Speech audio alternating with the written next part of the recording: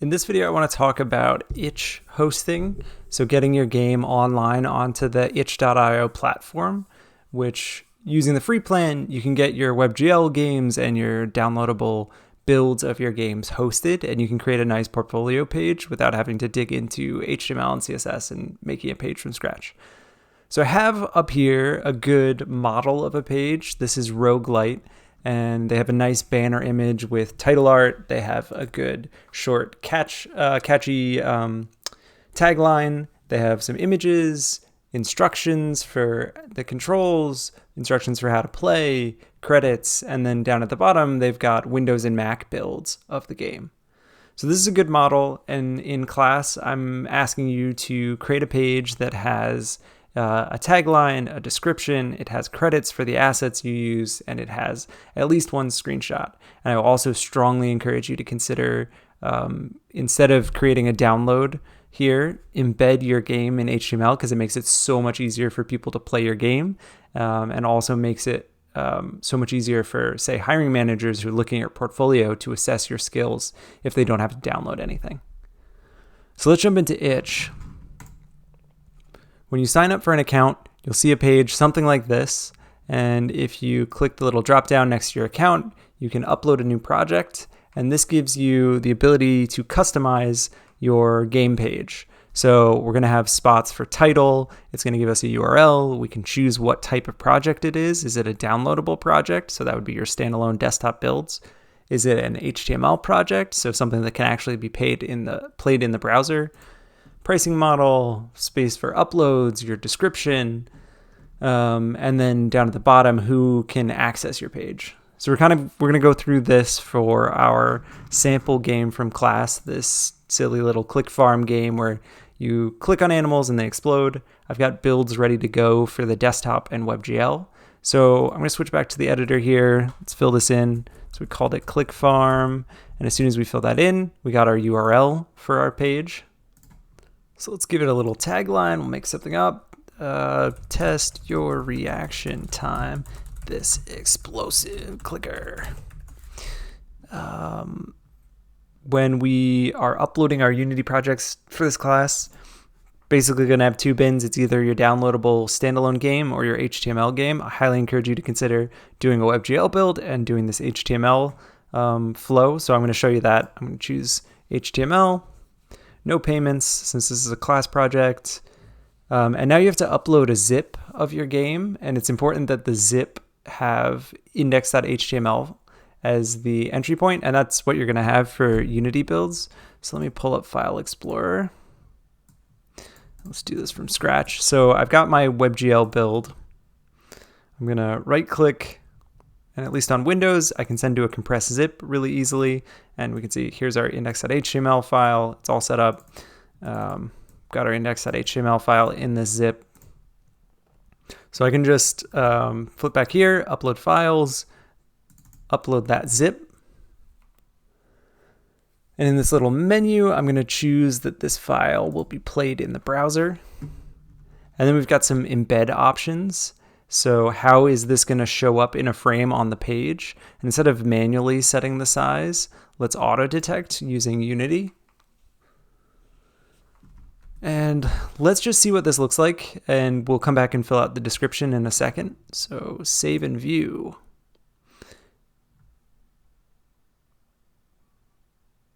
So you can see one of the advantages of using Unity WebGL builds is that you get an itch page where someone can instantly jump into your game. So this should all work like normal. So let's go back and edit our game.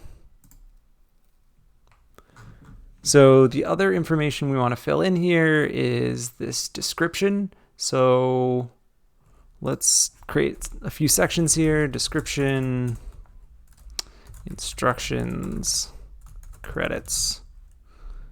Make each of these bold. You can do this however you want, as long as you have those pieces of information in your itch page. So your description will be better. This is just a demo project from class that shows how to make a menu. instructions for this game are really simple.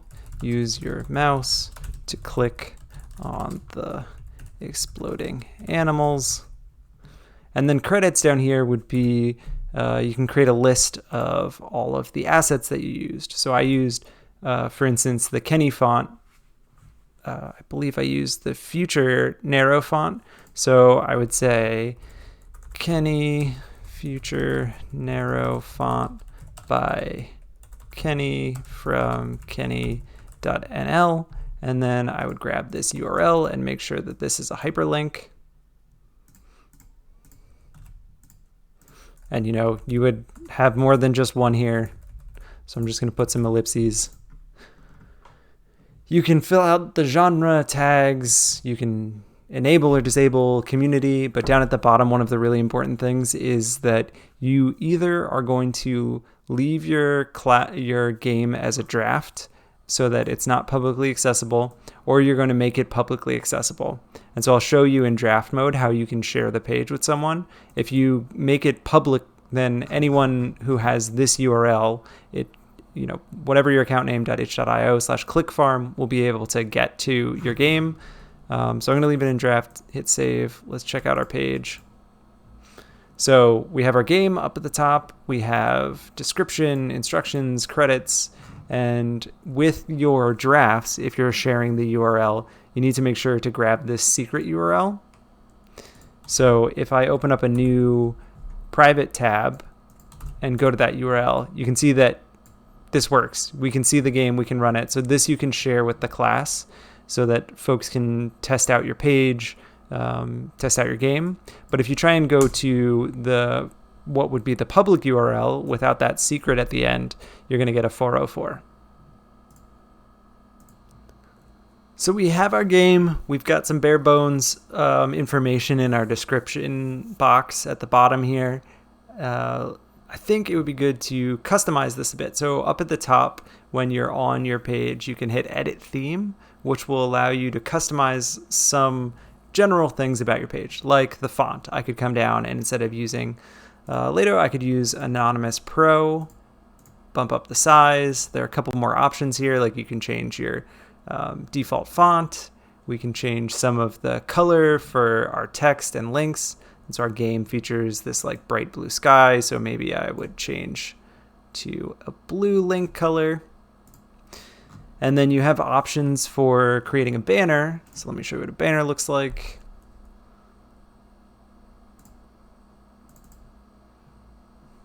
So a banner is going to show up here, which would be great if you put like your title in the image. Background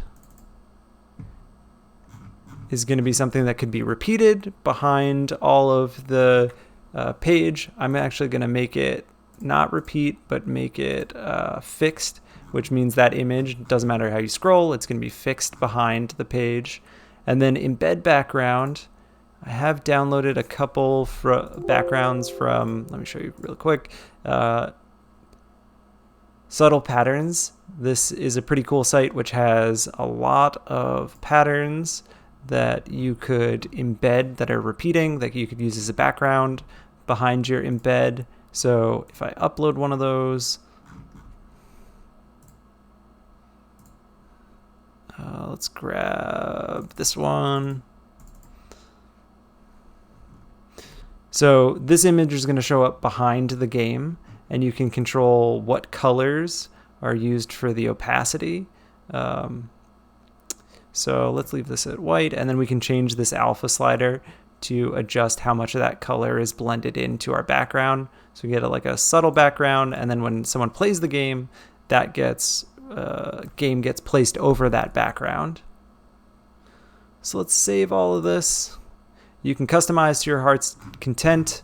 One other thing that I want to show you is the screenshots. So you can upload cover image, you can upload a link to a YouTube video, some kind of trailer for your game would be excellent, but not required for this class. And then screenshots, this is where you would add some of your screenshots. So let's pretend that this is also one of my screenshots of the game. I'm going to save it, and if I go back to my itch page, there's see that the screenshots actually aren't showing up for this embed. So if I want to see the screenshots, I have to open up the theme. And for layout screenshots, for a WebGL one, I'm going to have to say sidebar to get the screenshots to show up. And if you upload more than one, they'll show up here. So that's a flow for a WebGL build. And again, if you leave it in draft mode, you're going to have to share this secret URL up at the top here so that other people in the class will be able to see your page. Or inside of your page, go ahead and make it public so anyone can view it.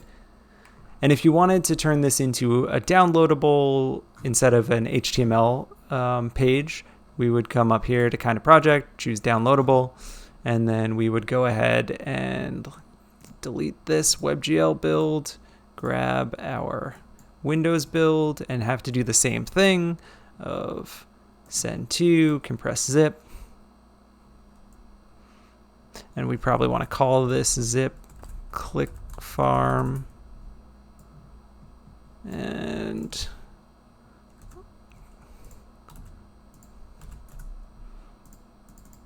upload it. It may take a little bit longer since the WebGL builds are a bit smaller than our desktop builds.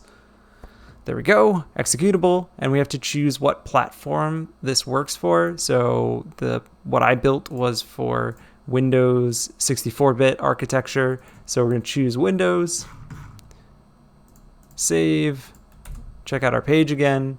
And so now when someone comes to this page, you would download and someone would be able to unzip this from their downloads folder and go ahead and run it themselves.